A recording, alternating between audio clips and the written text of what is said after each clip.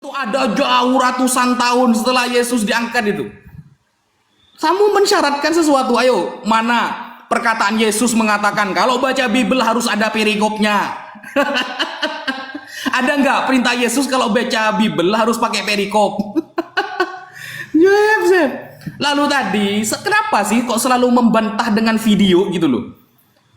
Selalu membantah pakai video, tadi video Firanda, sekarang video Said Agil yang ditampilkan ke saya. Pakai datanya Said Agil, coba dibuktikan. Data dari Said Agil itu dibuktikan.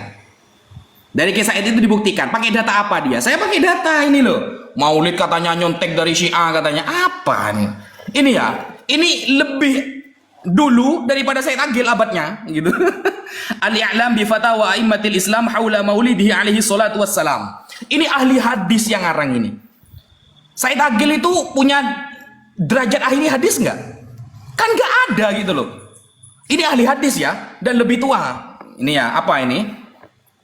Inna awalal muhtafilina bil maulidi huwa sahibul maulid huwa nabiyyu sallallahu alaihi wasallam. Orang pertama kali yang menggelar maulid Nabi adalah dia, sang Nabi sendiri. Kama jaa fil hadis sahih, sebagaimana di dalam hadis sahih alladzi rawahul Muslim, yang diriwayatkan oleh Imam Muslim. Lamma su'ila an siyami yaumil itsnain, ketika beliau ditanyakan tentang puasa Senin, qala sallallahu alaihi wasallam dzaka yaumun wulidtu fi, itu adalah hari di mana aku dilahirkan. Fahadha, maka hadis ini asahhu, paling sahih, wa asrahu, paling jelas, nassin, dijadikan sebagai nas fi masyru'iyatil ihtifal bil maulidin nabawi, yang dijadikan dalil sebagai pertama kali melakukan maulid Nabi. Sedangkan perkataan Said Agil itu bagaimana? Wala yultafatu liqaulihi man qala, maka tidak bisa kita diarahkan kepada orang yang berkata inna awalaman ihtafala bihil fatimiyun, orang yang berkata yang pertama kali menggelar maulid adalah Syiah Fatimiyah di Mesir. Li'anna hadza imma jahlun au ta'amin anil haq, maka dia itu adalah bego, mohon maaf ya, au ta'amin anil haq, atau dia tidak tahu tentang kebenaran, dan dikuatkan dengan pendapat-pendapat para ulama-ulama ahlus sunnah, Imam Ibnu Hajar, Imam Syamsuddin Ibnul Jazairi, Imam Jalaluddin As-Suyuti. Wah, banyak banget ini. Ini kalau sampai saya baca 1 minggu udah selesai, saudara. Sampean salah orang kalau pakai video-video kayak gitu. Gitu loh. Sejak kapan perikop itu ada? Ada nggak perintah Yesus baca Bible harus pakai perikop? Ayo. Nah, sedangkan kalau kita lihat ya, ini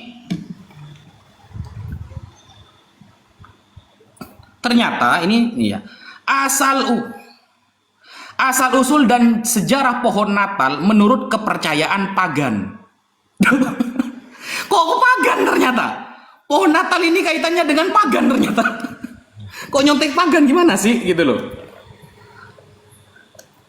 Ya, sudah ya. Oke. Saya bingung ya. Anda di pesantren itu diajarkan cara data itu diurutkan dari primer, sekunder, dan tersier. Kenapa ke blogspot di bagian akhir saya sudah kitab ulama. Wow, ternyata blogspot sejarah perayaan Natal dari pagan. Ini apa ya? Kenapa ke blogspot? Anda menyalah-nyalahkan data saya pakai videonya Said Akil Siraj. Hey, at least saya bawa orang kredibel. Gelarnya profesor, kiai haji, bukan blogspot abal-abal. Itu juga kamu dikirimin sama orang-orang kamu belakang layar, bukankah begitu? Tolong dong kasih tahu, kasihan ini Gus, masa dikasihnya data blogspot? Kasih data yang jurnal akademis kalau mau bahas. Lalu kemudian kamu bahas bikin syarat sendiri, kita yang Islam aja. Terus kenapa tadi sempat bahas emangnya Matius pernah ketemu Yesus, Lukas pernah ketemu Yesus? Hey, emangnya menurut kamu Asy'ari pernah bertemu Muhammad, bertemu Allah? Ibnu Taimiyah pernah bertemu Muhammad, pernah bertemu Allah? Ulama-ulamamu pernah bertemu Muhammad, pernah bertemu Allah? Pengarang kitabmu yang ada di belakang-belakang itu semuanya yakin ketemu Muhammad? Blunder gak sih? Yang blunder itu kamu. Kamu duluan yang mengajukan syarat, saya balikan. Kamu malah bilang, Joseph kenapa syarat-syaratnya begini? Saya balikan malah jadi playing victim. Inilah Islam. Cengeng. Ya, kamu jelaskan hadis itu benar gak? Hadis itu benar nggak? Sahih nggak? Kenapa saya tanya tahun? Loh, Anda berani mengkritisi Alkitab Bible ada ratusan tahun. Kenapa kami nggak berani kritisi kitab-kitab ulamamu dari tahun berapa? Pernah ketemu nggak? Jangan ketawa begini-begini. Kamu jangan lempar batu, dilempar balik nggak mau. Jangan kebiasaan jumroh. Ya, di sini bukan jumroh. Kamu berani pertanggungjawabkan nggak kalau kamu berani mempertanyakan, mengkritisi Alkitab nih baru ada di tahun sekian, perikop baru ada ratusan tahun sekian, harusnya berani dong logikanya. Kan Gus nih otaknya lancar, lebih cair daripada umat. Jangan THR aja yang cair ya. Kamu tunjukkan ini loh kitab ulama kami, ini ulamanya sezaman dengan Nabi. Ini Nabi yang kasih amanat, ini Nabi yang kasih perintah dari Allah. Nggak ada sama juga, podoai. Terus kenapa kamu maksa-maksa? Ngerti nggak? Ini konsekuensi logisnya kemana-mana jadinya. Paham nggak? Ya. Kemudian kamu mempermasalahkan perikop. Perikop itu yang buat seorang uskup Katolik. Ngerti? Yang kanonisasi gereja Katolik. Paus Damasus yang pertama loh, wifi nggak tahu kan? Paus Damasus yang pertama pada saat konsili Kartago dan konsili Hippo, Islam nggak tahu. Loh, kamu boleh kritisi saya Joseph ini so tahu tentang Islam, tapi saya tahu loh. Dibandingkan dengan Islam-Islam awam, kamu akui itu kan? Tapi saya berdiri di atas dua kaki, bukan seperti kamu pincang sebelah. Hanya tahu Islam tapi sok tahu tentang kekristenan. Sehingga kamu berbicara terus terang kemana-mana nggak tahu. Kamu kritisi Paulus katanya. Paulus tahu nggak kamu bertemu dengan para murid ini yang dinamakan dengan sanad. Paulus menuliskan surat. Kata kamu, emang pernah dikatakan Yesus? Masalahnya Yesus memberikan amanat, pergilah dan jadikanlah semua bangsa muridku dan ajarlah segala sesuatu. Para rasul mengajar, nggak membiarkan umatnya buta huruf, apalagi diajar sama orang yang buta huruf. Makanya Yesus memberikan amanat pengajaran. Karena tahu rasul-rasulnya kredibel memberikan pengajaran. Makanya 2 Tesalonika 2 ayat 15 dikatakan berpeganglah teguh pada ajaran yang kamu terima dari kami, baik secara lisan maupun tulisan. Makanya Rasul Petrus pun dalam suratnya yang kedua menuliskan bahwa Paulus itu rekan sekerja Petrus loh. Yang bertemu langsung dengan Yesus. Nanti jangan kamu lupa, Petrus itu juga menuliskan surat mengkonfirmasi adanya Markus, Matius, Lukas. Kenal Petrus. Yohanes apalagi yang menulis Injil paling terakhir, Injil Yohanes. Jangan kayak Riva waktu itu bilang Injil sinoptik ada 4. Yohanes itu bukan Injil sinoptik. Makanya jangan sok tahu tentang kekristenan. Jangan imitasi Joseph. Saya sekalipun kamu intimidasi, kamu bilang katanya sok tahu, nggak tahu apa-apa. Masalah menghitung dari Hijriah ke Masehi aja kamu sudah blank. Masalah Ibnu Arabi aja kamu sudah blank, Wahdatul Wujud. Ya. Masalah maulid aja kamu sudah blank pakai hadis itu. Masalahnya, ini ada hadis. Nih, ini dari website almanhaj.or.id. Hadis puasa itu nanti saya keluarkan terakhir. Ini benar nggak saya tanya, sohihnya dari kapan? Tahun berapa itu ada? Saya tanya.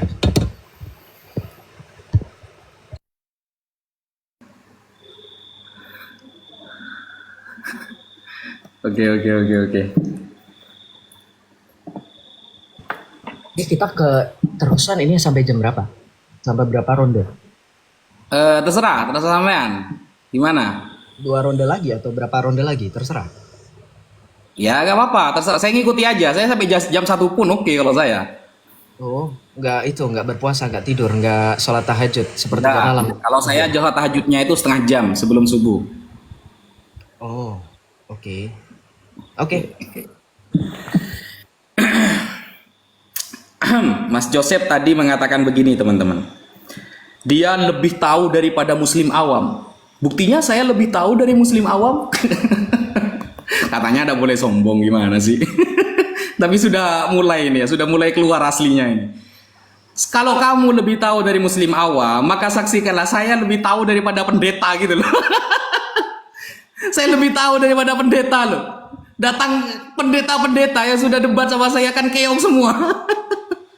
Kemudian kamu mengatakan tadi, pernahkah Imam Asy'ari bertemu dengan Rasulullah loh? Di awal sampai ngomong kan, Imam Asy'ari itu menyendiri di dalam kamar 15 hari.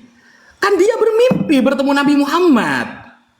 Kamu bertanya, Itu kan kamu yang bahas tadi kan, tajalli tasyahudi itu kan kamu yang bahas di awal. Imam Asy'ari termasuk orang yang bermimpi bertemu Nabi Muhammad. Gimana sih dalil di awal gitu loh. Saya ya bertanya tentang sejak kapan perikop ada karena kamu bertanya tentang ilmu nahwu. Mensyaratkan ilmu nahwu itu harus ada di zaman Nabi. Makanya saya tanya, perikop itu ada di zaman siapa? Kemudian apakah yang saya tampakkan tadi itu adalah blogspot? Bukan. Bukan blogspot yang saya tunjukkan. Astagfirullah. Ini ya. Ini bukan blogspot, Mas. Beda blogspot sama bukan ini ya. Tuh, gimana ini? Ntar. Independent.co. Ya, independen. Sejarah kelam tradisi Natal. Damai, niat baik, kabar baik, dan sukacita. Nih, bahwa daftar untuk bukan ini ya. Bayi Yesus kecil 3 orang bijak dan mengikuti bintang itulah makna Natal yang sebenarnya. Atau mungkin baju hangat yang dikenakan di hari raya, pesta belanja yang didorong oleh kepanikan, minum terlalu banyak dan berangkat hebat sebelum pidato seorang ratu. Atau mungkin Natal tidak termasuk dalam hal-hal tersebut. Bagaimanapun perayaan ini berakar pada masa pra-Kristen yang jauh, dan banyak tradisi yang kita junjung tinggi saat ini memiliki asal-usul yang lebih gelap dan lebih menyeramkan. Tuh, bukan blogspot ini. Siapa yang bilang ini blogspot? Gitu loh. Gimana sih? Natal itu sudah ada sebelum pra-Kristen. Dari apa? Dari agama pagan. Yang pagan saya tunjukkan, bukan blogspot. Saya udah pakai blogspot, bro.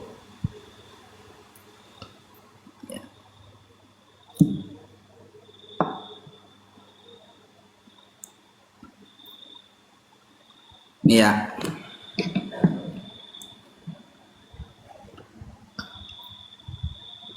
Nih, asal-usul dan sejarah pohon Natal menurut kepercayaan pagan. Apakah dari blogspot? Bukan. Bukan blogspot ini. Nah, pada tahun 1840-an dan 1850-an, Ratu Victoria dan Pangeran Albert mempopulerkan cara baru merayakan Natal. Bagi banyak orang tidak berpikiran untuk merayakan Natal tanpa pohon cemara hijau yang indah di ruang tamu yang dihiasi ornamen berkilau yang kadonya sampai dibungkus seperti kebanyakan tradisi Natal. Termasuk perayaan Natal itu sendiri, asal-usul pohon Natal dapat ditelusuri di tradisi pagan. Pada dasarnya, pohon Natal sepenuhnya bersifat pagan. No, pagan itu penyembah berhala. Bukan blogspot ini. Giliran kamu mengeluarkan hadis pakai blogspot, bisa. Membantah saya pakai video, bisa. Pakai video barusan. Saya menjawabnya langsung pakai hadis Sahih Muslim. Hadisnya sahih. Lalu bertanya, hadisnya itu sahihnya sejak kapan? Apa pertanyaan ini? Hadis itu sahihnya sejak kapan? Kok bisa ada pertanyaan seperti itu loh? Sahihnya sejak kapan itu dari mana pertanyaan itu? Saya bertahun-tahun ngaji ilmu hadis itu gak ada seperti itu. Sahihnya sejak kapan itu? Apa ini? Lalu sampean, maaf ya, ini bukan jumroh akobah ya. Gak usah lempar batu, lempar tangan. Ini bukan jumroh akobah. Nah kan, bawa-bawa ke ajaran jumroh sudah. Kalau kita lihat di dalam Yohanes 8 nomor 59, lalu mereka mengambil batu untuk melempari Yesus. Tetapi Yesus menghilang. Nah, ini jumroh namanya. Orang Yahudi melempari Yesus. Jumrah Yesusah itu.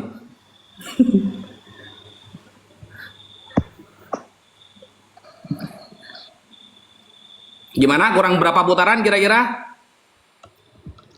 2 putaran lagi ya. Oke, sekarang saya. Anda bilang itu bukan blogspot independen. Ini nggak ngerti cara baca nih, diketawain kuliah nggak sih? Harusnya setara pondok pesantren harusnya dapat gelar Gus itu kuliah kan? Inilah bukti ya. Itu datanya aja awalnya beda. Baru yang kedua ditunjukkan itu yang dimaksud. Anda ngerti nggak sejarah pohon Natal itu dari mana? Itu kenapa disebut dari akarnya dari pagan? Karena Santo Bonifacius, come on Islam, how come, how dare? you say something yang lu nggak tahu. Kamu nggak tahu apa-apa. Coba tanya Santo Bonifacius itu siapa, Joseph? Itulah Santo yang kemudian menghilangkan ajaran pagan yang mengorbankan anak kecil di pohon cemara. Kemudian Santo Bonifacius memotong pohon cemara itu. Itu Ustadz, makanya kalau baca data dibilangin begini ya. Kalau ada tim di belakang layar kasih data tuh kasih narasi. Ini Ustadz Wafi data untuk lawan Joseph. Jadi begini cerita. Jadi Anda buka data tuh nggak bingung baca apa. Segala pidato ratu lah dibaca. Ratu siapa? Hah? Ratu lebah. Apa intinya yang Anda baca datanya itu? Apa intinya? Saya mahasiswa S1 belum kelar aja bingung sama Anda. Anda bawa data apa? Anda bawa data apa? Kemudian Anda bilang katanya ya, oh Joseph ini level awam, Joseph level awam kalah saya. Wafi level pendeta kalah. Iya, pendetanya Warokoh bin Naufal, Nestori.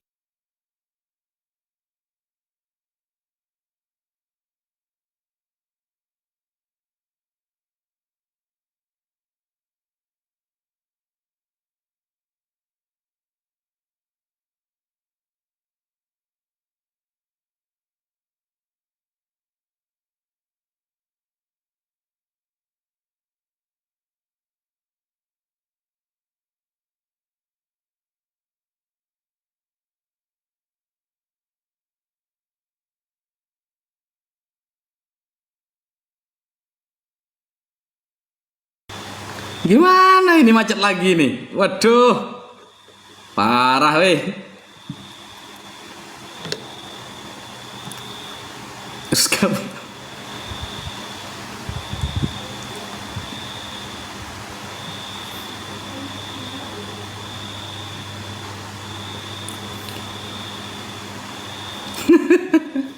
gimana Joseph ini?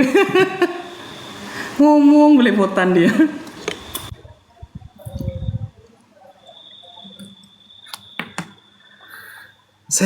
Joseph. Ah.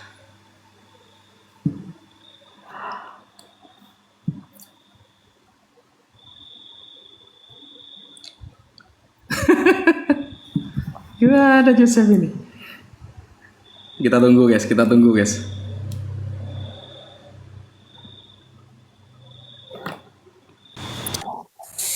Ya ini 2 ronde terakhir lagi ya. Ini saya jadi tidak enak ini. Iya, kesannya agak enak jadi kalau kayak gini nih.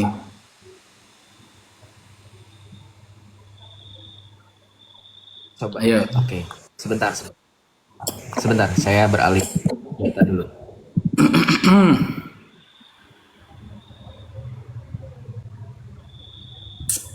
Bentar ya, saya beralih data dulu.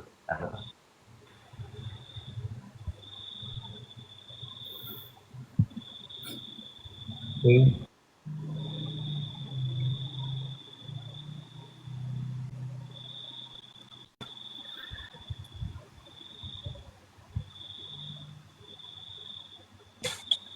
Oke, harusnya sudah better ya. Oke, saya lanjutkan ya. Diulangi yang tadi. Duh. Mana ini nge-lag lagi weh.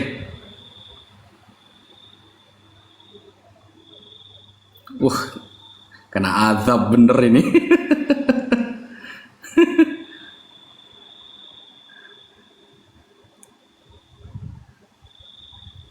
Mana ini?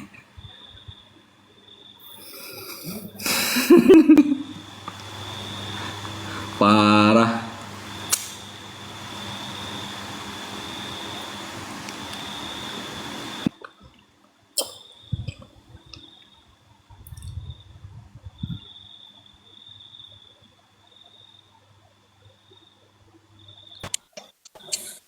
Saya nggak ngerti kenapa TikTok saya begini ya. Ada restriction, ada ini. Tapi nggak apa-apa, bener-bener 2 ronde terakhir. Ayo dong teman-teman, jangan di. Ya. Oke, saya lanjut ya. Dari ulang lagi. Ketika membahas tentang data, harusnya Anda klasifikasikan mana primer, mana tersier, mana sekunder, mana tersier. Jadi berbicara mengenai data bukan asal itu independen, itu berita dan itu tidak capable, kredibel. Anda tidak bisa bawa link berita yang ditulis oleh seseorang yang nggak tahu siapa, disunting siapa. Itu tadi siapa penulisnya? Bisa nggak Gus pertanggungjawabkan seperti Anda, seberani, seperti Anda punya kodam singa Allah itu di dalam diri Anda? Ada berani nggak? Oh, ini yang nulis adalah seorang profesor. Profesornya namanya begini-begini, ini di link ini. Enggak. Itu tadi saya lihat tuh, profilnya siapa. Itu cuman jurnalis awam. Oh iya, silakan dibaca. Lihat dulu siapa. Kemudian kamu bilang kan pohon tradisi pagan. Tadi saya mengulangi lagi nih. Pohon itu dari Santo Bonifacius. Santo Bonifacius itu santo orang kudus terkenal yang justru mengajarkan ajaran untuk menumpaskan pagan dengan menebang pohon waktu itu disembah oleh bangsa Viking kalau saya tidak salah. Lihat tradisi Santo Bonifacius, lihat cerita Bonifacius. Jadi bukan berarti seolah-olah ini ajaran pagan. Kalau penyembah berhala itu dicium, diusap, pohonnya dapat menghapus dosa. Seperti pada saat kamu mengusap menciumnya, maka niscaya dosamu sebersih itu. Pohonnya jadi hitam irang. Enggak. Enggak ada orang Kristen kudu wajib pasang pohon, kemudian diusap-usap, dicium, hilang dosanya. Enggak ada. Itu baru pagan. Mengerti? Jadi jangan salah memaknai. Loh, kamu jangan salah loh. Islam pun mengadopsi perayaan pagan. Loh, tawaf, loh emang dari mana? Ya, itu kan juga sama.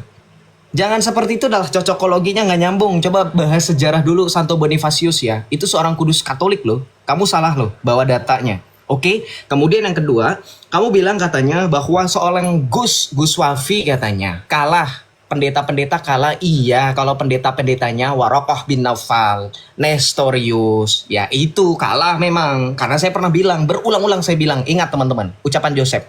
Setinggi-tingginya Imam Al-Ghazali, setinggi-tingginya Asy'ari, setinggi-tingginya Ibnu Taimiyah, setinggi-tingginya Imam Syafi'i atau 4 imam mazhab, itu sama tingginya dengan Nestorius, dengan Arius.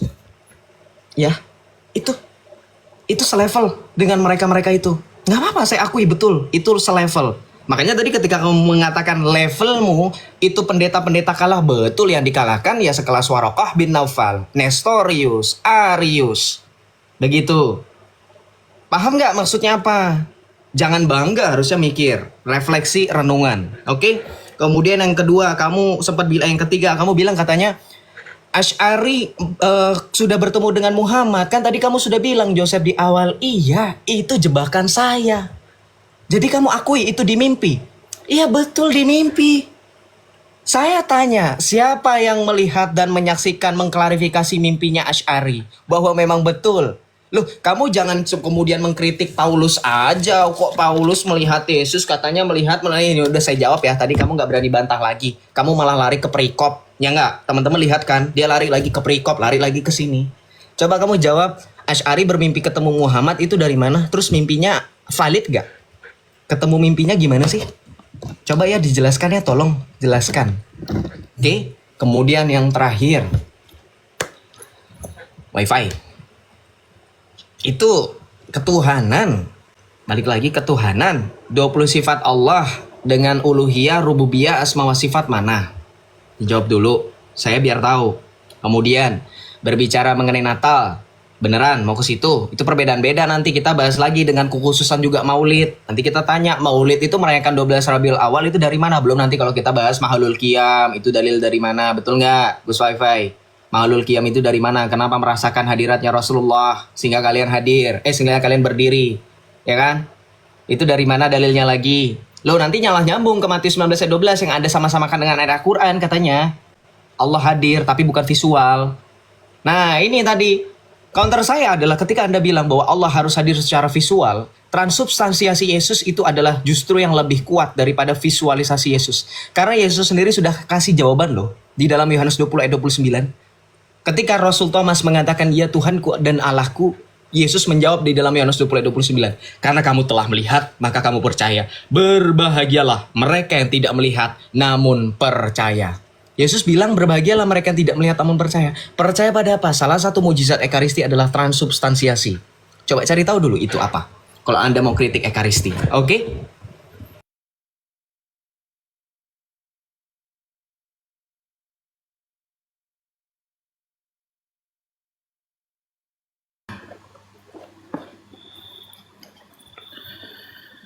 Oke.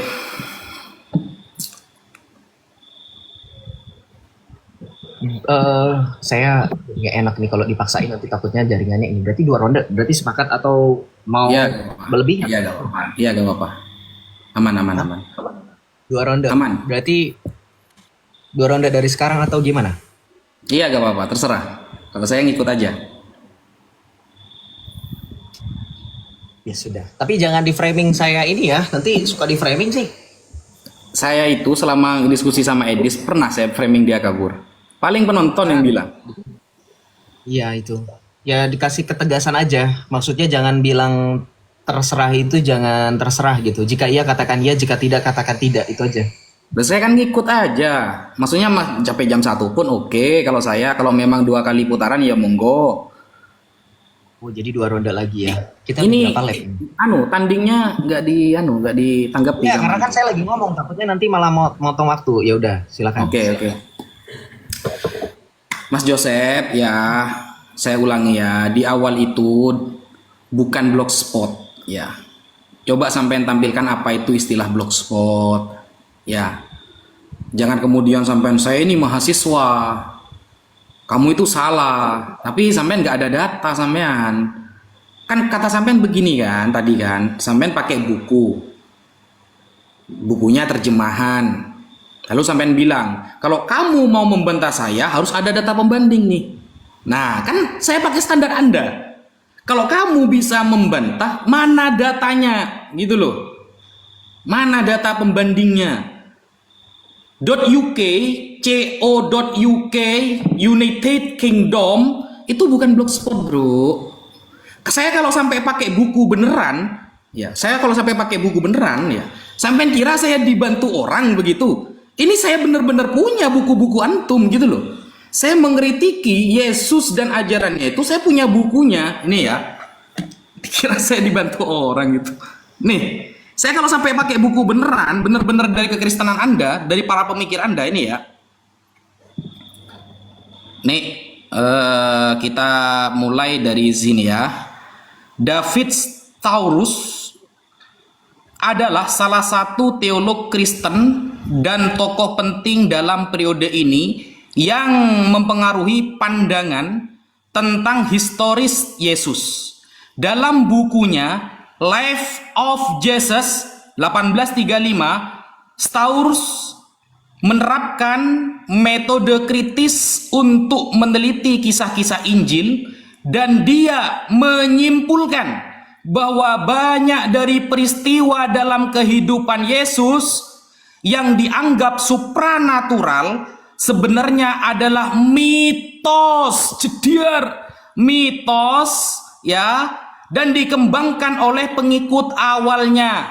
Itu sudah ada ya bukunya ya. Ini ada footnote-nya 2428. Kita lihat footnote-nya. Di sini Alistair di dalam bukunya apa? Christian Theology. Orang Kristen ini. Seorang teologi loh.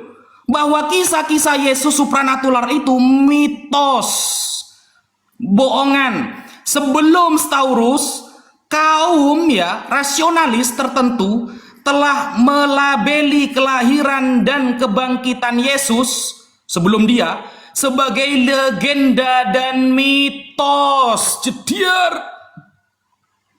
Mitos ternyata cuma legenda. Kata siapa? Teolog Kristen. Saya kalau pakai buku beneran bisa begitu nanti gitu loh. Makanya saya pakai data-data yang di awal itu biar tidak terlalu garang gitu loh. Saya kalau bener-bener pakai buku ya akhirnya seperti ini. Mitos cuma legenda itu. Teolog Kristen bahkan sebelum dia sudah banyak yang mengklaim bahwa Yesus ini tokoh fiktif, cuma legenda di dalam Bible itu. Ada bukunya. Selamat datang di gimana? Oke, pertanyaan kamu tentang uluhiyah, rububiyah, asma wa sifat. Uluhiyah dari kata ilahun yang berarti Allah yang berhak disembah. Rububiyah dari kata robbun, berarti Allah yang mengatur alam ini. Uluhiyah berkaitan dengan ta'abbudi, penyembahan. Rububiyah berkaitan dengan ikrori, pengakuan seorang hamba bahwa dia yang mengatur segala alam. Asma wa sifat adalah nama-nama, namanya asma. Jamak dari kata ismun, ikut wazan af'alun. Asma, nama-nama Allah, asmaul husna, dan sifat-sifat Allah. Apa yang mau ditanyakan dari uluhiyah, rububiyah, asma wa sifat? Apa yang mau ditanyakan dari konsep itu apa? Begitu loh. Seharusnya kamu begini, dari uluhiyah, rububiyah, asma wa sifat ada yang saya kritisi, A, B, C. Nah, saya jawab. Kamu kan cuma bertanya makna kan? Kalau cuma makna seperti itu maknanya. Uluhiyah juga memiliki sifat rububiyah. Begitupun sebaliknya. Karena ketika di alam kubur, umat Islam, orang nanti di alam kubur ditanyakan oleh malaikat mungkar nakir dengan kata man robbuka. Siapa Tuhan yang kamu sembah? Menggunakan lafal robbun. Hadisnya sahih. Begitu kan maunya kan? Sudah. Dijawab pakai data pembanding ya tentang Alistair dalam kitabnya Christian Theology dengan Staurus dalam kitabnya Life of Jesus. Dia seorang teologi Kristen. Data pembandingnya mana?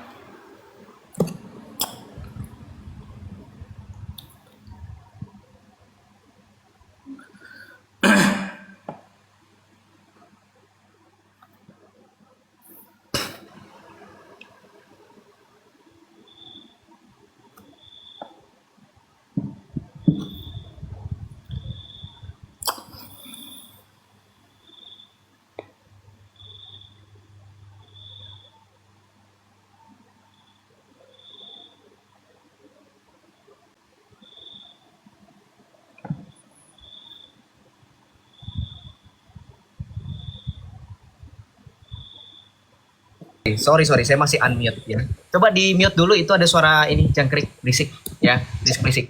Jangan kebiasaan jedar-jeder, nanti kita semua di sini berserakan. Jangan biasa gitu praktek lapangan dong di media sosial, jangan jedar-jeder juga, bahaya. Pantesan aja dari tadi saya mental. Oke? Biasa aja, jangan jedar-jeder. Lupa kasih keyword apa kabar. Oke, sekarang kamu bilang David Strauss jeder. Hei, jangan dijederin, itu udah jadi kerangka. Ya, jangan dijeder-jederin, jangan kebiasaan nih. Kamu bisa baca ya. Ini data real. Kamu bilang UK United Kingdom. Nih, Britannica. David Strauss. Lu tahu nggak dibilang apa sama orang-orang yang mereka benar-benar serkan dia satu alumnus dan segala macam. Dibilang apa katanya? Criticize for an inadequate. Artinya apa? Nggak capable. Ngerti? Inadequate ini artinya apa? Nggak capable. Nggak becus dalam apa? Pemahamannya mengenai biblical. Lo pakai inilah Islam. Ya, orang sesat sama mereka dipungut. Itu Islam, memang betul. Itu untuk menjujurkan mereka. Aduh, kalimat apa menjujurkan ya? Itu untuk menegaskan bahwa mereka jujur. Memang ajaran mereka nggak jauh-jauh dari kesesatan. Makanya pemahaman orang sesat dikutip. Baca. Ini Britannica, ini baru no blogspot, no kaleng-kaleng, independent.co.uk, lu cuman kutip uk.co-nya doang, itu link berita, wifi, ngerti gak sih? Jangan uk.uk, ini saya kalau misalnya ini, jedar-jedar apa? Ya, nih saya banting lagi data pembanding nih, baru, nih, pagan Christmas, nope, nih, ini Catholic answer, what is Christmas all about? Nih, baca, ya. Ini nanti dijelaskan bahwa Christian ini dikatakan katanya mengadopsi pagan Sol Invictus. Nih, saya buka dari sini aja deh. Pakai bahasa Indonesia, kasihan bahasa Inggris tadi United Kingdom katanya. Cenah ya, United Kingdom. Nih, kita baca dari presentasi ini aja. Nih, oke. Baca. Nih, Paul Ernst Jablonski, teolog proses yang pertama. Ini baca ini. Ini baru Natal nih. Apakah ada perintah perayaan Natal nih? 2 Timotius 2 ayat 8, ingatlah ini. Nih, kemudian nanti di sini ada fakta Annunciatio Christi. Yang kalau di sini dikatakan dalam data ini, nih di sini dikatakan apa? Di sini ada sarkofagus, areofagus nih. Nih, berkaitan dengan pagan, ini tidak ada urusannya. Kenapa? Karena sekali lagi dengan adanya penggunaan pohon-pohon itu sudah ada dari zaman 190 Masehi. Hanya dengan dekorasi, inovasi, sekali lagi itu tidak berkaitan dengan ritual ibadah, wifi, nggak ada urusannya. nggak ada urusannya ya dengan pagan-pagan dan segala macam. Oke?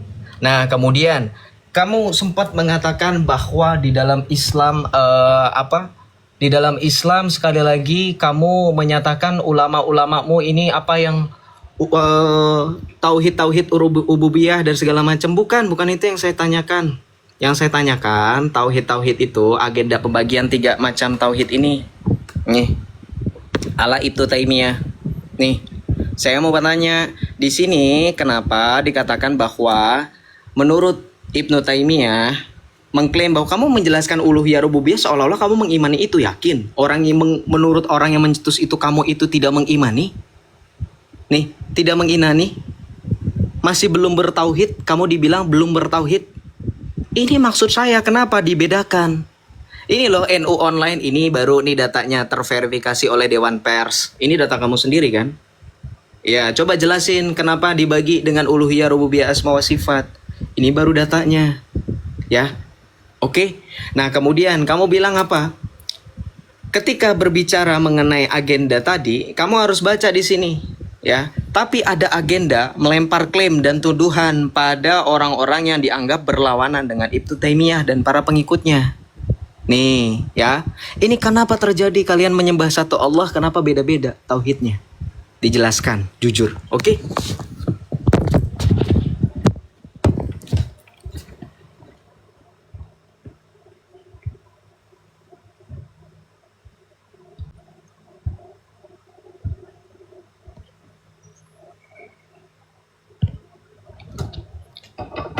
Satu ronde lagi berarti ya. Ya.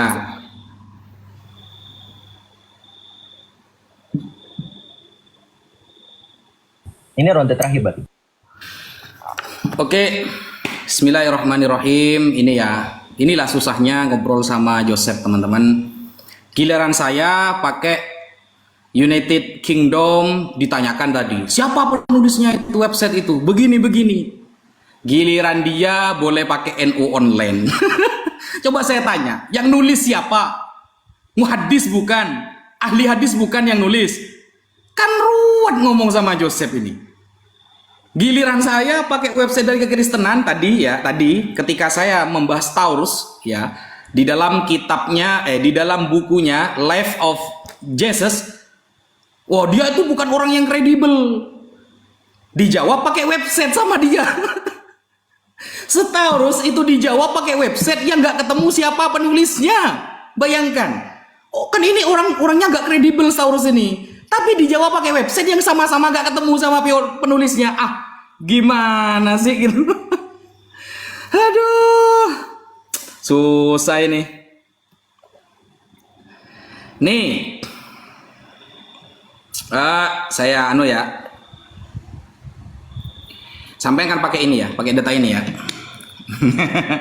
Malah pakai website sama-sama website. Gimana? Katanya kalau nggak pakai website pakai buku. Saya pakai buku dijawab website. Ah, ini ya. Kan pakai ini nih.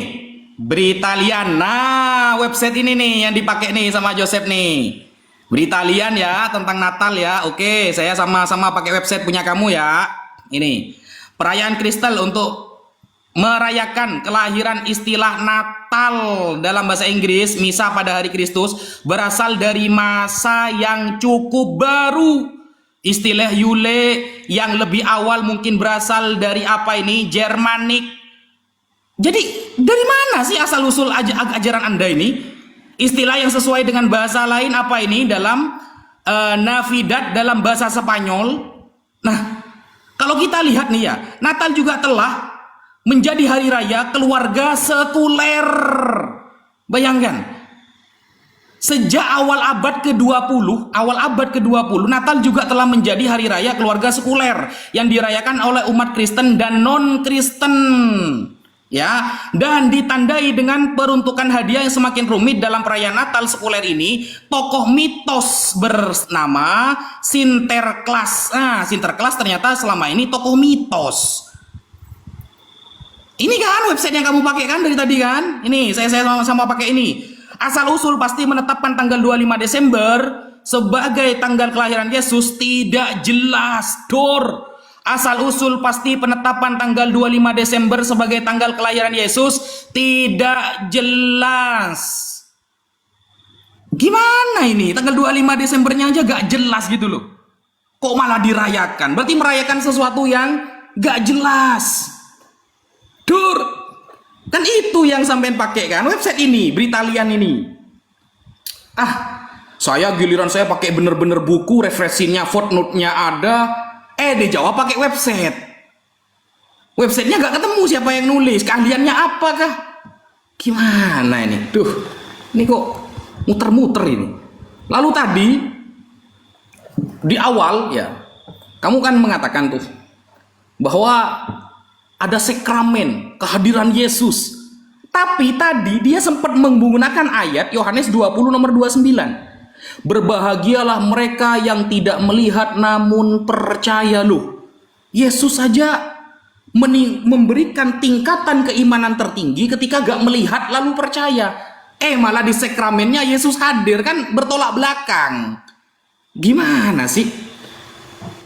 Kok dagelan begini gitu loh. Nah, sehingga kalau Anda mau bertanya misalnya tentang konsep uluhiyah, rububiyah, asma wa sifat, ya. Konsep yang kemudian diagungkan oleh Ibnu Taimiyah. Loh, katanya Ibnu Taimiyah ini ditolak. Bro, Ibnu Taimiyah ditolak itu dalam 60 bab. Selain 60 bab diterima oleh para ulama.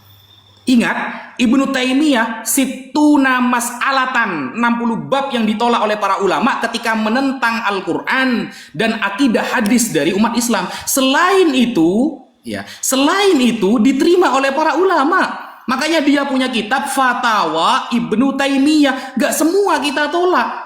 Coba tunjukkan kitab aslinya Ibnu Taimiyah. Sodorkan kepada saya. Mana tentang paham uluhiyah rububiyahnya Ibnu Taimiyah. Jangan website NU online. Kamu ngelarang saya pakai website. Gimana sih?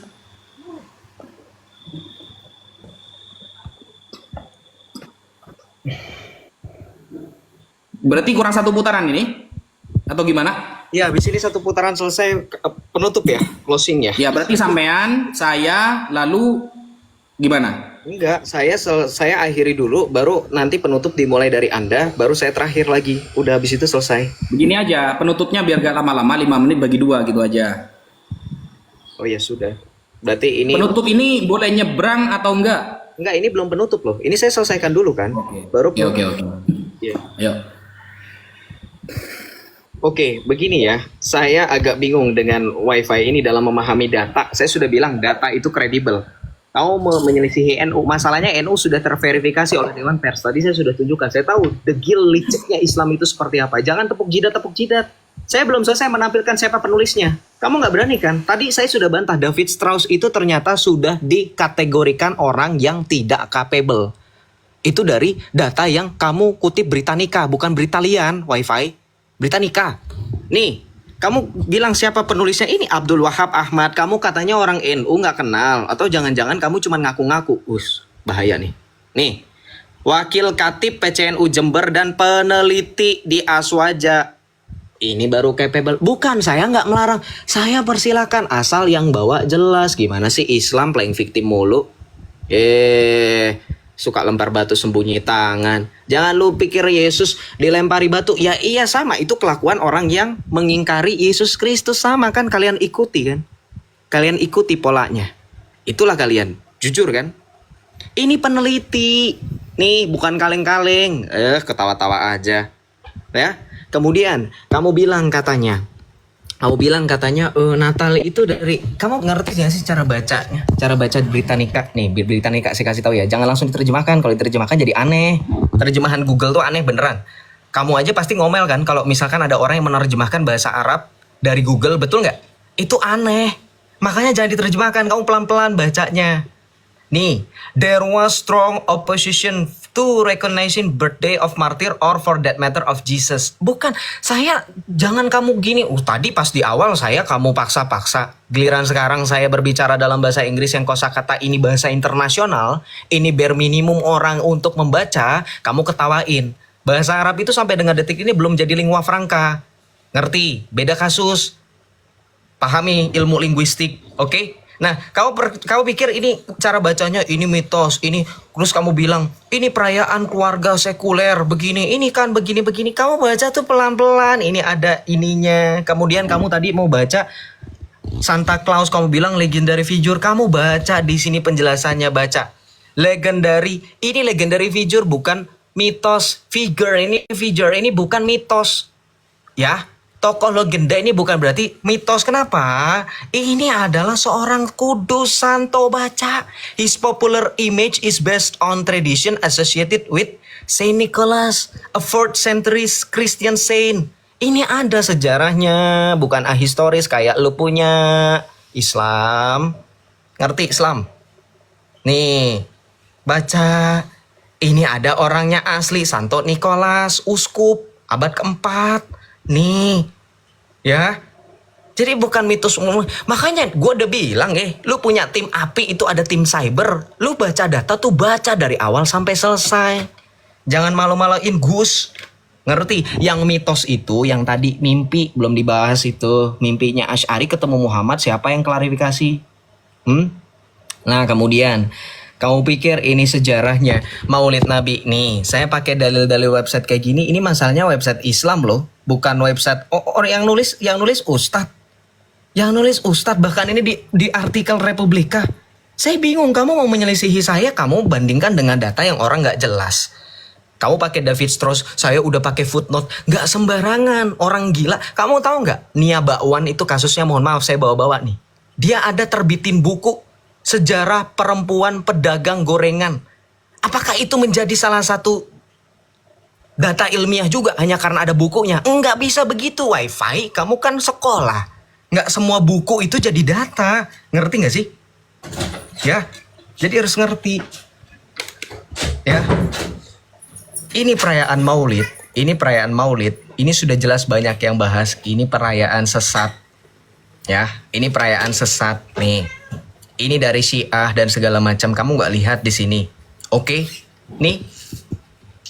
Ya. Tadi saya setel Kiai Haji Said Akil Siraj, kamu salahkan. Oke. Gimana ini? Footnote, masalah footnote. Oke. Jadi kalau saya boleh balik lagi bahas masalah ketuhanan ya. Kita balikan lagi ya ke tema. Bahas masalah ketuhanan. Yesus Kristus itu Allah yang terus di copy paste oleh Islam. Kenapa? Kamu bilang katanya, kalau Yesus bilang Yohanes 20 ayat 29, berbahagialah mereka yang tidak melihat namun percaya. Kenapa harus ada ekaristi? Justru itu, ekaristi itu bukan visual. Tadi saya sudah bilang, transubstansiasi.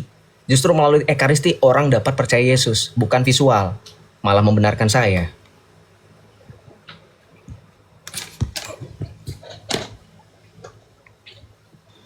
Sudah ya? Ya, penutup.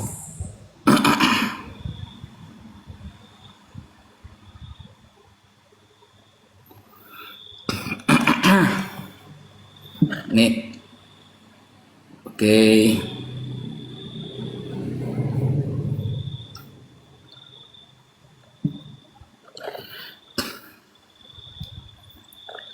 Nih, saya tunjukin ya websitenya ya. Britannica. Nih. Oke. Coba sampai terjemah yang ini nanti. Coba terjemah yang di bawah yang ini. Asal usul pasti penetapan tanggal 25 Desember sebagai tanggal kelahiran Yesus tidak jelas. Perjanjian baru tidak memberikan petunjuk dalam hal ini. Nah, coba yang itu. Jangan yang di atas yang dibahas. Seolah-olah saya yang baca yang bawah gak di counter yang di bawah. Ketika saya mengatakan bahwa tanggal 25 Desember sebagai tanggal kelahiran Yesus itu tidak jelas. Perjanjian baru sendiri tidak memberikan petunjuk dalam hal ini. Coba ini. Apakah berubah kalau jadi bahasa Inggris ini? Apakah berubah pemahamannya? Begitu. Kemudian kalau kita buka ya, tadi sampean mengatakan Maulid Nabi ajaran sesat tapi gak ada datanya. Coba di kitab ulama siapa gitu. Kalau memang di website itu diterangkan, di dalam kitab ulama siapa? Tunjukkan. Katanya harus data primer. Ketika website itu mengatakan dalam kitab Imam Ibnu Taimiyah misalnya, sampai tunjukkan primernya. Ada nggak kalau kata seperti itu? Gitu loh. Gitu ya, katanya harus data primer. Gimana sih? Nah, kemudian ini sampean coba buka di dalam Yeremia 10:3 nomor 34. Sebab yang disegani bangsa-bangsa adalah kesia-siaan. Bukankah berhala itu pohon kayu yang ditebang oleh orang dari hutan dan dikerjakan dengan pahat oleh tangan tukang kayu? Nah, jadi berhala itu adalah ada orang tukang kayu memperbagus kayunya menjadi sesuatu yang nantinya menjadi sesembahan. Ya, menjadi sesembahan. Kayak ini contohnya, orang Katolik ya, ada kegiatan begini. Ya, mencium patung Yesus. Jadi ini adalah sebuah kesia-siaan, kata Tuhan ini di dalam kitab Anda, menjadi sebuah kesia-siaan. Dan inilah yang berhala hakiki. Ini kegiatan ini, mencium patung Yesus di Jumat Agung. Kan begitu. Apakah ini yang disebut dengan Tuhan? Padahal ini adalah sebuah kesia-siaan. Ngapain? Begitu loh. Kalau Anda mau mengkanter Maulid Nabi, kitab tebal ini ya, ratusan halaman khusus membahas Maulid Nabi. Kapan kita akan bertemu, kita bahas Maulid Nabi, lalu Anda akan membahas beberapa kegiatan ibadah dalam Katolik. Kamu bahas Maulid Nabi ke saya akan membahas kegiatan di Katolik Anda. Kitab ini semuanya bahas Maulid Nabi, referensinya jelas dari hadis-hadis sahih dan ijma' para ulama. Begitu. Sehingga bukan website yang tulisannya, kan kata kamu, apa namanya itu, harus ada referensinya tuh. Referensinya dari mana? Kan begitu. Tadi ketika mengatakan Maulid Nabi adalah ajaran sesat, mana referensinya? Dalam kitab apa? Kan nggak jelas. Kalau tadi dikatakan uluhiyah, rububiyah, asma wa sifat, ingat ya, rububiyah, asma wa sifat dan uluhiyah itu adalah konsep yang banyak diketahui oleh para ulama. Kenapa kok Ibnu Taimiyah kemudian dan orang-orang bawahnya ini ditolak oleh para ulama? Karena menghususkan makna uluhiyah dan rububiyah. Uluhiyah dianggap tidak bisa bermakna rububiyah, rububiyah dianggap tidak bisa bermakna uluhiyah. Itulah yang ditolak, bukan uluhiyah rububiyahnya yang ditolak. Allah memang punya sifat uluhiyah, Dia yang maha disembah. Uluhiyah artinya yang maha disembah. Rububiyah artinya Allah yaitu yang mengatur dunia. Gak ada umat Islam menolak, gak ada. Umat Islam semua setuju Allah yang maha mengatur, Allah yang disembah. Gitu loh. Tapi pemaknaannya ini yang dikritisi oleh para ulama, begitu. Bukan uluhiyah rububiyahnya. Gitu ya. Apalagi yang perlu saya tanggapi tadi yang belum? Sudah, itu saja ya. Ya, mungkin lain kali kita fokus kepada satu ajaran. Misalnya Anda kalau mau bahas Maulid Nabi, Anda gak apa-apa, nanti saya akan membahas ajaran dalam Katolik. Satu ajaran dengan satu ajaran, yaitu Maulid Nabi. Bisa kita ketemu kapan? Khusus Maulid Nabi.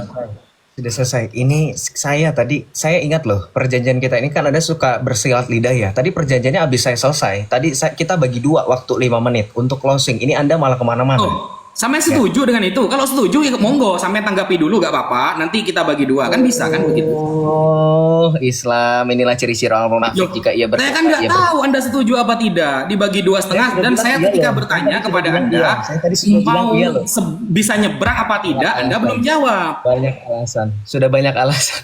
Lu gak apa-apa, tanggapi dulu 5 menit gak apa-apa. Saya sudah jawab iya. Ya, saya sudah Atau jawab terus saja sampai jam 1, ayo. Nggak mau, saya bukan pengangguran seperti Anda. Oke. Loh, emangnya saya pengangguran? Kamu masih mahasiswa sok-sokan. Berapa gaji kamu sebulan? Sudah selesai saya berbicara. Iya, berapa gaji kamu sebulan? Mau nunjukin sama-sama gaji berapa? Anda diam.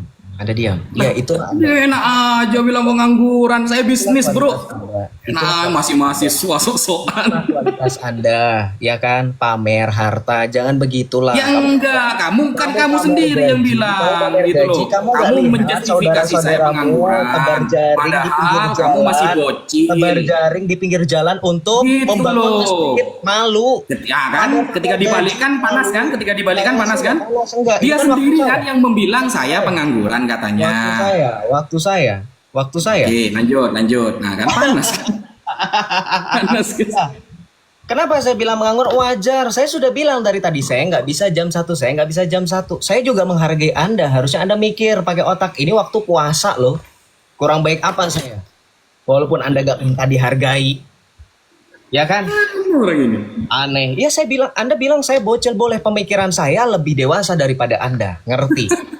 Ya iya, silakan ketawa. Nah, ini waktu saya sudah diambil sama dia 1 menit, tapi nggak apa-apa ya, biarkan saja. Ya, memang mereka seperti itu. Kita lihat dalam Yeremia 10 ayat 3 sampai dengan 4 dikatakan apa? Di situ mengenai berhala. Mengenai berhala, kamu paham nggak berhala artinya apa? Disembah, diyakini sebagai perwujudan Tuhan di muka bumi. Apa itu? Hajar Aswad. Barang siapa menciumnya, barang siapa menyalaminya, ia sedang mencium, mengusap, menghapus dosanya. Jangan bahas ke situ, udah basi. Gue males banget bahas Hajar Aswad. Udah sering dibahas kan? Males. Berulang-ulang, repetitif. Ngerti? Itu baru berhala. Orang, sekali lagi saya sudah bilang wifi, ada nggak datang? Orang Kristen, itu sujud nyembah ke pohon Natal, ada nggak? Ada nggak? Jangan lu tuh tampilin video orang cium patung Yesus, itu penghormatan, simbolisasi. Ngerti? Itu bukan sakramen. Kamu nggak ngerti perbedaan antara sakramen dan hanya simbol. Memang pada saat COVID menurut kamu ada orang Katolik cium patung Yesus, salibnya? Enggak, saya yang menyaksikan sendiri. Kami hanya menunduk di salib Yesus dan tidak ada orang Katolik yang mencium patung Yesus, dosanya dibersihkan, tidak ada. Nih yang bocil-bocil kayak gini pemikirannya lebih dewasa daripada kamu. Ngerti? Nih, kalau mau cium kayak gitu, kamu mau mancing emosi saya, nggak bisa, wifi. Berarti bilang saya mantan Islam nih. Ini cium apa nih? Ini cium apa? Islam. Anda saksikan ini adalah jamaah sholawat Jaljalut Indonesia yang sedang mencium rambut Nabi Muhammad yang dibawa Syekh Ibrahim bin Muhammad Nih rambut Nabi. 8 Syekh Abdul Qadir Tuh. Jailani dari Lebanon. Jamaah sholawat Jaljalut Indonesia diberi kesempatan untuk mencium rambut Nabi Muhammad secara bergantian saat acara sholawat diadakan. Nih, mau lagi. Nih.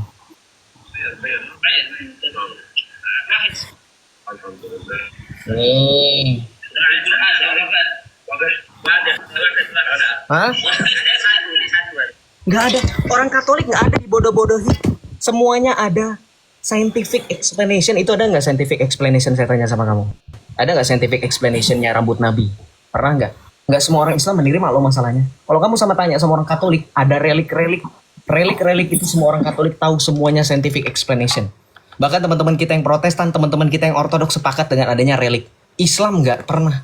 Jangan berani bahas ke situ ya.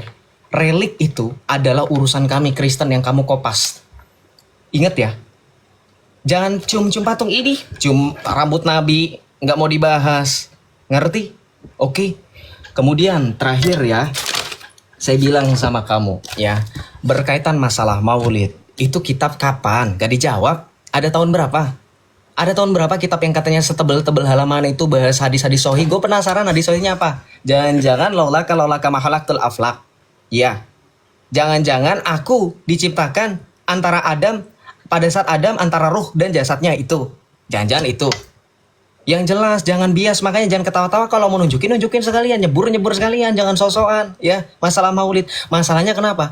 Bahkan kiai yang lebih daripada kamu, sekelas Said Akil Siraj saja mengakui bingung dari tadi disalahin nyetel video. Said Akil Siraj itu kiai loh, profesor loh. Kamu merasa lebih sombong daripada dia? Ilmumu sebesar apa? Iya ketawa-tawa, tunjukkan aja kredibilitasnya, jelasin. Oke? Ya, jadi paham ya. Ini berarti abis ini penutup. Saya sudah bilang dari tadi penutup. Oke, dibagi 2 5 menit ya. Ini boleh nyebrang apa tidak? Dalam ranah dialektika, diskusi antara orang-orang akademis seperti apa ya silahkan Anda lakukan aja. Loh, nggak usah sok seperti itu. Kita kesepakatan aja. Boleh nyebrang apa enggak? Menurut Anda dalam diskusi apa yang dibicarakan itu Wah ini cuma nanya boleh nyebrang apa enggak. Kalau boleh saya pakai, kalau enggak ya sudah saya pakai begitu loh. Kalau Anda memang bisa. Kok kemana-mana sih jawabannya? Bukan. Dengerin. Penutup itu kesimpulan loh, conclusion loh. Kesimpulan itu apa yang Anda bicarakan. Iya, ketika saya menyimpulkan dari ajaran Anda lalu menjadi ajaran saya atau tidak boleh khusus ajaran saya gitu loh. Terserah apa yang Anda bicarakan. Anda berasa bicara apa Loh saja. enggak, kalau saya tidak nyebrang, Anda nyebrang. Makanya butuh kesepakatan dulu. Anda ngerti nggak? Yang namanya kesimpulan itu adalah tarikan poin atas apa yang Anda sampaikan. Kenapa tanya sama saya? Yang ngomong anak ini heran saya. Nggak seribet ini saya biasanya diskusi ini. Kamu ngerti closing Boleh statement? nyebrang apa enggak? Boleh membahas agama lain apa enggak? Kamu ngerti closing statement nggak? Summarize, kesimpulan. Itu bukan ini poin Joseph saya. ini? Itu poin kamu. Enggak, kita kesepakatan aja, santai aja, Sep. Kesepakatan. Kalau boleh nyebrang, maka saya akan apa saja yang kamu bicarakan. menutup ya pembicaraan saya juga mengaitkan dengan akidah Anda dari perdiskusian yang dari tadi gitu loh. Kalau nggak boleh, saya fokus Islam, kan enak kan? Kamu ngerti bahasa Indonesia yang baik dan benar kan? Kesimpulan, sudah titik. Silakan. Apa orang ini? Ya sudahlah. Aduh, parah. Ya, bismillahirrahmanirrahim. Jadi begini teman-teman ya, biasanya kalau saya diskusi itu kan enak kan, saya nanya, boleh nyebrang apa enggak? Edis biasanya jawab, enggak boleh, oke. Rudi Yohanes bilang enggak boleh, oke. Kan enak kan, gitu loh. Jangan menggunakan kata-kata yang ribet lagi gitu loh.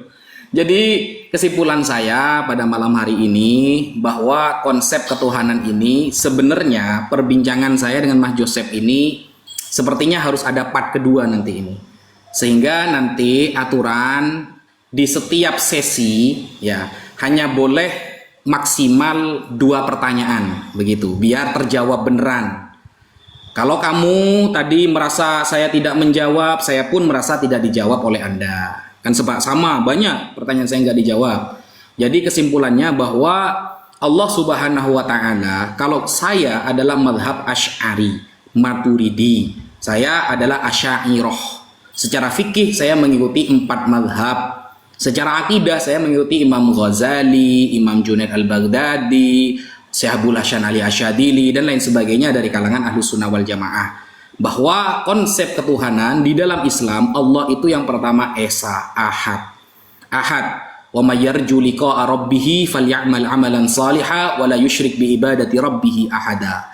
Barang siapa yang ingin bertemu Tuhannya dalam keadaan ridha di akhirat, maka jangan pernah mensyirikan dia dari apapun. Sehingga di dalam kitab As-Sawi, hasyiah dari tafsir Jalalain, maksud kita mengesahkan Allah dalam hal mukhalafatul hawadisi, Allah itu suci dari jenis apapun. Allah suci dari mumatsalah seperti apapun, dan Allah suci seperti musyabahah menyerupai apapun. Sehingga konsep di dalam Islam, Allah Subhanahu wa taala ahad dan memiliki sifat mukhalafatul hawadisi, dan dia adalah qiyamuhu binafsihi, tidak butuh apapun dan setiap apapun yang membutuhkan dia. Sekian.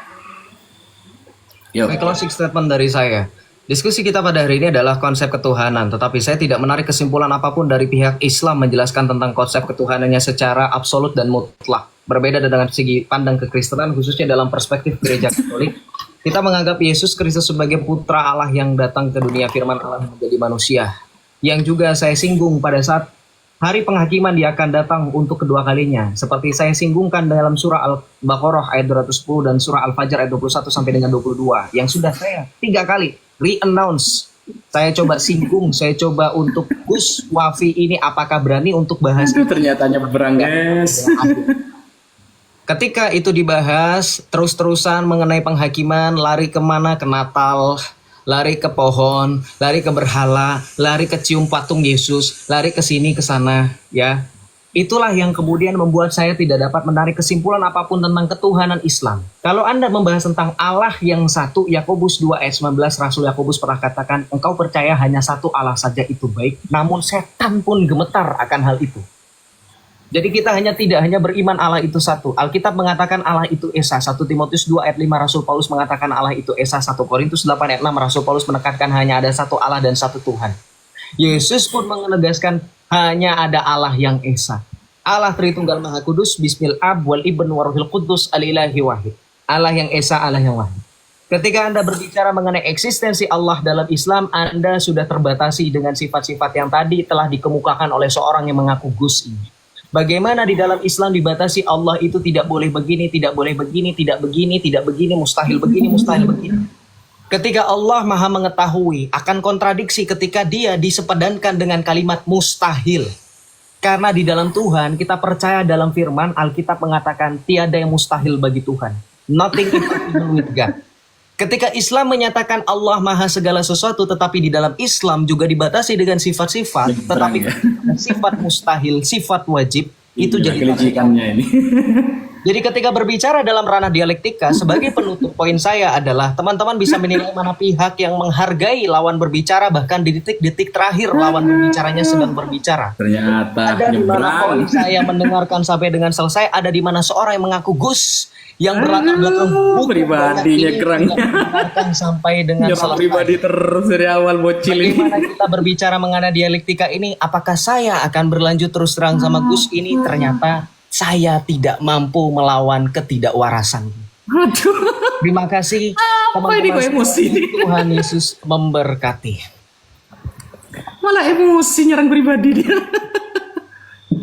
Alah, Sep, saya kira kamu bisa santai, Sep. Ya nggak bisa lah sama orang seperti kamu. Kamu aja orang lagi berbicara. Kira saya sama Edi santai, sama Rudi Yohanes santai. Jangan samakan, udah jangan ngomong. Saya nggak nyamain kamu sama. Apa ini nyerang pribadi terus dari Ya, nggak tadi? usah Masa ngebully. kayak Kamu gitu? bilang Katanya saya pribadi kasih. kamu juga sama kok dari Katanya tadi. agama kasih. Gimana sih? Ya sudah, kasih itu tegas. Masa kalimatnya kalimat kayak gitu? Yang Itu menyakitkan agama kau, kasih tidak katanya. menyakitkan kau, tidak ada urusan. Aduh. Laporkan. Emosi dia. Laporkan aja. Emosi dia, guys. Laporkan. Ya emosi wajar, saya manusia. Kamu aja emosi. Sudahlah, Sep. Kasihan saya, Sep. Tertawa, bahagia. Ya, sudah. Ya, Sep. Ya, Sep. Orang yang akal Ya, jeblak, gak tahu emosi Memang. itu apa ya. Memangnya saya batu aja. Lawan anak di bawah umur gini memang, guys. Ya nggak apa-apa. Udah tertawa. Ya.